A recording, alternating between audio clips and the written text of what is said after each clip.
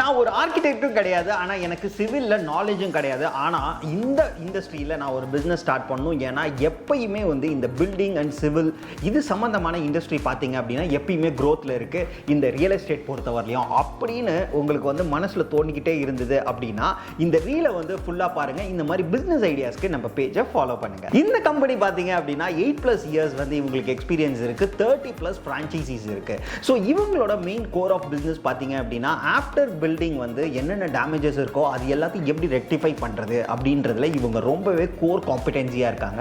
அது மட்டும் இல்லாமல் இப்போ ஒரு புதுசாக பில்டிங் கட்டிகிட்டு இருக்காங்க அப்படின்னா அந்த பில்டிங்கை எப்படி ப்ரொடெக்ட் பண்ணலாம் அப்படின்றதுக்கான ஃபுல் ப்ராடக்ட்ஸும் வந்து இவங்க வச்சுருக்காங்க. ஸோ இது வேறு எந்த கம்பெனியுமே கிடையாதுங்க, நம்ம டாக்டர் லீக்கேஜ் தான். நீங்கள் இந்த பிஸ்னஸ் ஸ்டார்ட் பண்ணணும் அப்படின்னா நீங்கள் ஒரு 3 lakhsலேருந்து 5 lakhs இன்வெஸ்ட்மெண்ட் பண்ணால் மட்டுமே போதும். நீங்கள் உடனே இந்த பிஸ்னஸை ஸ்டார்ட் பண்ணலாம். இன்றைக்கி பார்த்தீங்க அப்படின்னா நிறைய பில்டிங்ஸ் கன்ஸ்ட்ரக்ட் பண்ணியிருக்காங்க. அதுவும் வந்து நியர்லி 5 years 10 yearsக்குள்ளே பார்த்த பில்டிங் எல்லாமே வந்துட்டு இன்றைக்கி ஆஃப்டர் பில்டிங் வந்து ஆஃப்டர் ரிப்பேர்ஸ் ரொம்பவே ஜாஸ்தியாக இருக்குது. அதுக்கான பெஸ்ட் சொல்யூஷன் எல்லாருமே தேடிக்கிட்டு தான் இருக்காங்க. இன்றைக்கி நிறைய வந்து நம்ம நியூஸில் கூட பார்த்துருக்கோம்.